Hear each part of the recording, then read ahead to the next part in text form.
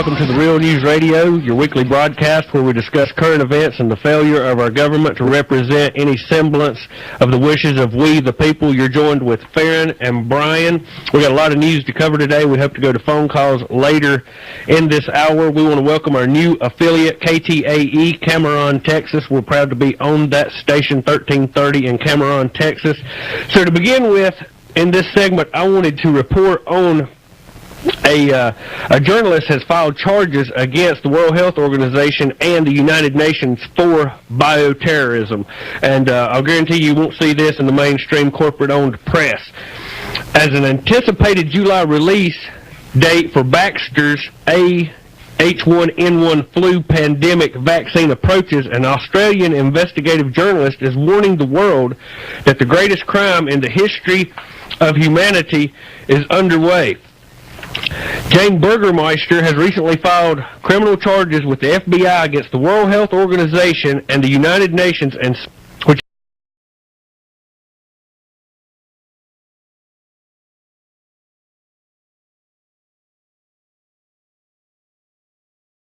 is being filed in America. These actions followed her charges filed in April against Baxter AG and Evergreen Hills Biotechnology of Austria for producing contaminated bird flu vaccine, alleging that it was deliberate act cause and profit from a pandemic. And we reported on this. Baxter Pharmaceuticals sent out a flu vaccine contaminated with H5N1 bird flu, sent it to 16 countries, and luckily Czechoslovakia found it. It was impossible to be an accident. It wasn't reported in any of the media here in America, but it was reported largely overseas. Europe and other countries did carry the story. In her charges, Burgermeister presented evidence of acts of bioterrorism that is in violation of U.S. law by a group operating within the U.S. under the direction of the international bankers who control the Federal Reserve, as well as the World Health Organization and the United Nations and NATO.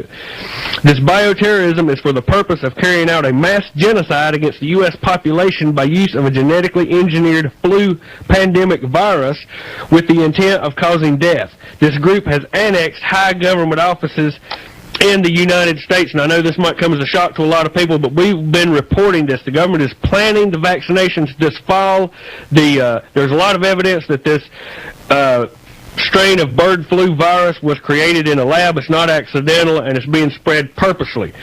Specifically, evidence is presented that the defendants, Barack Obama, President of the U.S., David Nabarro, UN Systems Coordinator for Influenza, Margaret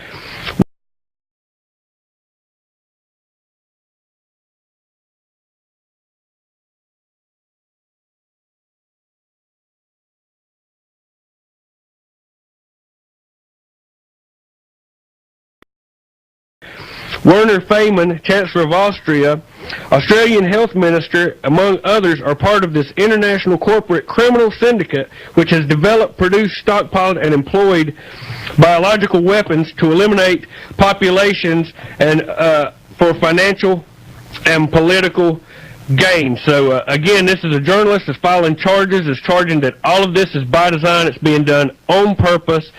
And there's a lot of evidence to back up this claim, Brian, and this, again, is a story that you don't see in the mainstream press. And, again, just you might know the date better than me, roughly probably 6 weeks, 2 months ago, Baxter Pharmaceuticals, which is producing the supposed vaccine, was the very same company that sent out a contaminated, deadly bird flu shot to 16 countries that would have caused a mass pandemic. We'd be at level 6 with that right now if that had got by and Czechoslovakia had not caught it. What's your thoughts on this? Well, to me, it's never any surprise when we read about this, but of course, just like 9/11 investigation is just going to get buried, postponed. Of course, mainstream media isn't going to report on it at all. That's exactly the truth. I don't, obviously I doubt she'll get anywhere with this. I do commend her efforts to bring this to light because there is a lot of evidence that what she is claiming is the truth, and we're seeing it in the mainstream press here. Preparations for the vaccinations this fall The report that you did last hour, over 1 million people supposedly by their models have this flu at the moment. A very odd flu, attacks only the young and the strong. 1 million people in one pig. 1 million people in one pig. Maybe the one pig that he started it is swine flu. What's the one pig deal about? It's just amazing. Well, we're going to change gears here. We're wanting to get as much news in as we can before we go to the phones. And as everyone knows, last night the House passed the cap-and-trade bill, the energy bill, and we've got a clip that we want to play. All of the clips that we play are on our website, therealnewsradio.com. It's featured video 3, and this is Representative Michelle Bachmann, and I want everyone to pay close attention to what she says about this bill that did pass last night and how it's going to affect the American people, and then we'll discuss it a little bit. So if we can, let's play that clip now.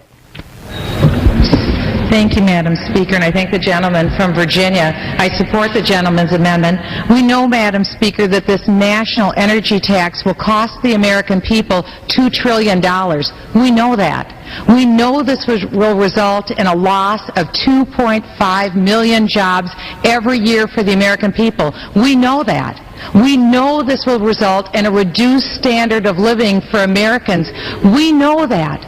What is the point and what's the benefit? But what is worse than this is the fact that now, because of this underlying bill, the federal government will virtually have control over every aspect of lives for the American people. It is time to stand up and say, we get to choose. We choose liberty or we choose tyranny. It's one of the two. The underlying bill represents the tyranny and the intervention of the federal government. Mr. Forbes' amendment represents liberty for the American people. It's our choice. What will we choose today? Will we choose liberty or will we choose tyranny? I choose Mr. Forbes' amendment.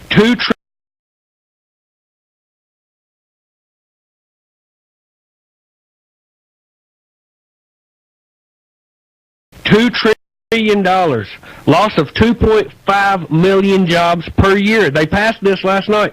Government controls all aspects of our lives. 1,200 pages obviously unread and 300 pages added at 3 a.m.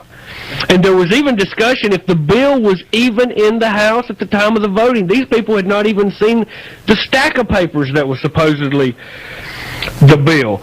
So here we're being sold out right in front of our face. We got just minutes left. Comment, Brian. Like I was commenting on earlier, just like reminiscent of the Patriot Act. Didn't even read it, signed it, got eviscerated our rights overnight. That's what it's all about, tyranny versus liberty, and we're headed right down the road to tyranny. Tyranny is winning. The American people are sitting back doing nothing. And let me repeat this, 2.5 million jobs lost per year. We're losing, 600,000 jobs a month now before they pass this. Government is going in totally the wrong direction. It's not by accident. It's by design. They're wanting to take us where they want us to go. It is problem, reaction, solution. They're creating the problem to get the reaction from us of do something, do anything, and then the solution is going to be something that we would not have accepted if we had not went through the problem and reaction. We are being manipulated. Our government is controlled, and we are going down the road of tyranny. A population that's, can't even support their family is completely enslaved. What are they going to do? They can't protest. They can't do anything. Ghost, there's no population more hopelessly enslaved than those that believe they're free. A lot of people next Saturday are going to be out thinking they are free, but at the same time, you are being enslaved through incrementalism.